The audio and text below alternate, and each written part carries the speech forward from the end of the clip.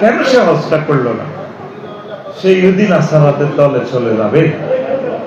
এই জায়গাটা একটু বিক্রি করলে আপনি যাইতে পারতেন। আর আমার শেষে মনে থাকে কিনা জানি না, এই জন্য আমি আসল কথাগুলো আগাইলে ওয়াজটা পরে করবো ইনশাল্লাহ। এই পুরুষ মানুষ একটু সিটিং টাইপের। কি টাইপের? মহিলারাও সিটিং কম নয়, এটা আমি জানি। গ্রামও যাইতো, এবার হজ প্রশিক্ষণ যাই মিলাদ তো হরাই লেছেন। কেন হরাইছেন নি? কারা কারা গরু জবগরি খাওয়া হয়েছে আতু গেছে করান না করাইবেন ইনশাল্লাহ। কেন তো বাবির কাছে যখন মাছ চাইতেন যাইবেন, আপনার 17 তারিখে ফ্লাইট। টেলিভিশনে আমার বাবি সাহেবের আমার কথা শুনতেছেন, আলহামদুলিল্লাহ।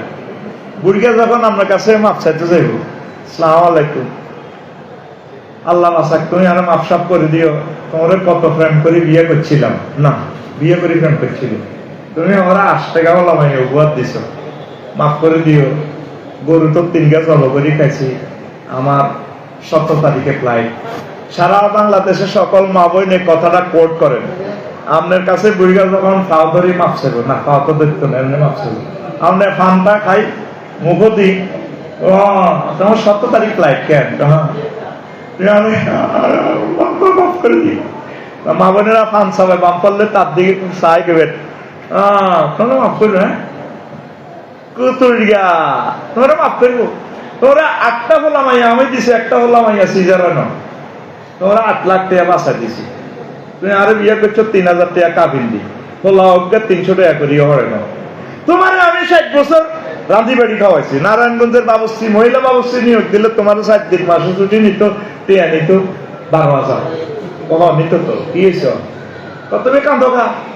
তোমার বাড়িঘর ভাড়া দিতে 60 বছরের নাইট গার্ডের টিয়া কত দিতা? তুমি গ্রামের 3টা করে জবগরি খাওয়াইছো, তুমি আমার কাছে মাপ চাও। আল্লাহ তার হজের বিমান অ্যাক্সিডেন্ট করো। বুড়িকে দেবো, ও মা তুমি কি থাকো, তার তুমি কি তা, তুমি আমার নিলা না কা? যত সিটিং হন জানের বুড়িয়া রাখবে, কোন আফসোস করবে, কোন আফসারি ভাইতে কইছিল হে তীরে কিল্লা দিলাম না।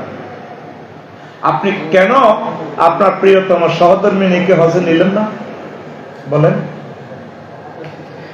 আপনি একটা সেলফিশের কাজ করলেন। আর মা বোন টিনও কোনো মানুষের ভিত্তি নাই। মা বোন টিনও কৃপণ। 10 টাকার মুরগা সাল্লা কাউয়া লয়ে গেলে একদিন কাঁদে, কানতে কানতে জালের কাছে বিচার দাহারে জাল, ওই কাউয়াইটা শেষ পাওয়ার শেষ করিয়ে গেছে। মা বোনে যদি করতো আমার মহারানার টেয়া 50,000 আছে, আমার মাইয়ার জামাইয়া আরো কিছু বকশিস দিছে, স্বর্ণ অলঙ্কার আছে আরো 1 লাখ টাকা, বাপের ভাইয়ের হক আইছি 1.5 লাখ টাকা। ভাইও জামাইরে তো ভাই কোন যায় নাই, মুসলমান ভাই হিসেবে আর কি। তুমি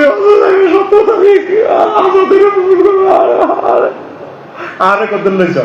মহিলারা জীবন দিতে রাজি, হেতি একটা ভাত করতো না। এরকম সিটিং মহিলা আমাদের বাংলাদেশে নাই রে।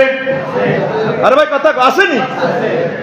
মহিলারা এই টাকাগুলা জোগাড় করে যেমন বুড়িগারে ব্যারিকেড দিবেন, আর বুড়িগারে মনে হলে মোনাজাত করবেন, আল্লাহ হেতের ফ্লাইট ক্যান্সেল করো, হেতে কইয়েন না মারবো। মা বোনের রাইডা জাস্ট আমি বুঝে গেল আর কি। আল্লাহ আগে মেয়ে বলে অজায় তোমার দিছে, আল্লাহ তুমি কুদরতি ভাবে তার ফ্লাইট ক্যান্সেল করো। তারে আমি সোনার জীবন জবরদস্ত করছি, ভিক্টোরিয়া কলেজে একসাথে প্রেম করছি না, বিয়ে করছিলাম, বিয়ে করে প্রেম করছিলাম, তে হজা আমারে নিতেছে না, আমার নাগরিক অধিকার খর্ব করছে, আমার হচ্ছে কেমনে হজলে যাব হে ব্যবস্থা তুমি করো। মরিন ছাড়া যাই দেখতেন না, ওলারা গাঁজা খায়, ওলা কোনো আরো নিত না, আল্লাহ বুড়িগার হজ ক্যান্সেল করো, বুড়িগার সাথে গরু জব করতে নহারা আমি বুড়িগারে মুনাই মুনাই বুড়িরে দোয়ারা করতে দিব। কথা কয় না। আর কি করতে দিব? বেশি বেশি দূরত ছড়ি। কারা? মা বোনেরা। কারা? আপনারা কোন অবস্থায় নিজের ওয়াইফের ছাড়া হতে দেবেন না, তারা আল্লাহর ঘরটা দেখান। মহিলারা বাড়িতে কজ্জা করলেও একদিক দিয়ে ভালো আছে, আবাদত করে বেশি, দেখবেন খানায় কাবা থেকে তারা বাইরে না। মহিলারা একসাথে তারা সেখানে জিকির আজকার করে, আবাদত বন্দেগী করে। আপনারা যে ভুলটা করছে অন্যরা যাতে ভুলটা না করে বলে যাবেন, ভাই আফসারি ভাই বলছে কথা আসলে ঠিক, আমরা আসলে হজে যাবার সময় ওয়াইফের নিয়ে যাওয়ার দরকার ছিল। পরে আমিন। আর যারা যাইতে পারে না একটা হাম দিবেন, আমি 4-5টা হাম কিন্তু বলে ফেলতেছি, তাদের বাড়ির যে একটা হাম দিবেন, আপনার স্বাস্থ্য ভাই ক্লাসমেট যারা যাইতে পারে না, কি দিবে? হাম। হাম কি দিবে? কি হাম? তারে কইবেন শিখে দিবেন, তুমি খালি কইবা জিউতে রে আমরা তো হজ করিয়ে দিয়েছেন, আল্লাহ তো আমরা কবুল করছে। হুতরে ওই আই মেলে স্বপ্ন দেয়, আই মেলে কামা যাইয়ে দেখছি কইয়ের না, সিস্টেমে একটু সিটারি করবেন আর কি। আহারে জি তোর ইটালি জামাই চাই বিয়ে দিছিলাম আব্বা, জিউতের নামে সব দিয়ে লেছি, আই যাই গরিব আর মন চাই কত হজরে যাম, আয় খালি স্বপ্ন দেই দেখছি কইয়ের না। Present continuous tense future tense দিয়ে মারি দিবেন, তাহলে মিশে হইতো না। কর্তৃপক্ষ দায়ী নয় এনে যত গুণ হয় আরো দীর্ঘ বাচ্চাই কইবেন আহা নসিব নাইও, খালি স্বপ্নে দেই খালি যাইয়ে। স্বপ্ন মানে কি এখানে কল্পনা, ড্রিম। আর বান্ডুয়ার যে রেন্ডিগরি গাছক আছে 80,000 টাকা, এগে বেশি কইবেন জি 80,000 এই করছি 1300 টাকা চিটিয়া 1.5 লাখ। জি গো হুতরে তুই বলে গাঁজা গাছ এর আব্বারে কিছু দেশা হ্যাঁ হজে যাই, এভাবে ফাগলামি শুরু করলে কামে যাবে। সুবহানাল্লাহ, আমি পড়ে দিই কেমন না, আপনারা আস্তে ধীরে খান, যেহেতু আমি কষ্ট করে আইছি আমারই বলতে হবে। সুবহানাল্লাহ জোরে কর।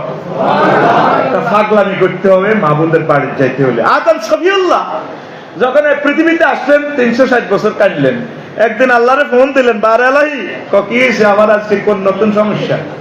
জান্নাতে তো সব আলো আর আলো, কোন সমস্যা পৃথিবী অন্ধকার জিগির আজকাল কিচ্ছু নাই, একান ঘর টাঙ্গাও না আল্লাহ। আমি এই গরানো কদুর ইবাদত বন্দেগী করি জান্নাতুল, সেখানে জান্নাতে তো সবকিছু ছিল। তখন আল্লাহ ফেরেশতা করে ফোন করছে ঘর কদুর বানা আমার দোস্তের জন্য।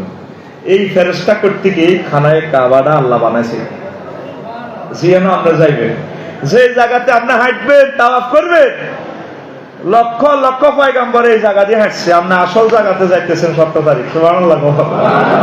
এরপরে আল্লাহরে ফোন দিয়ে কবেন আল্লাহ তাইলে তুমি এগুলা খেলাও গেরামো। আল্লাহ কব কি রে তোরে আমি কি খেলাইলাম, তুমি আমার কেন বাংলাদেশে পাঠালে এইটা বলো, এই তো আমার বাড়ি, এই তো আমার জান্নাতের টুকরা, তুমি আমাকে এখানে সিটিজেন কেন বানাইলে না?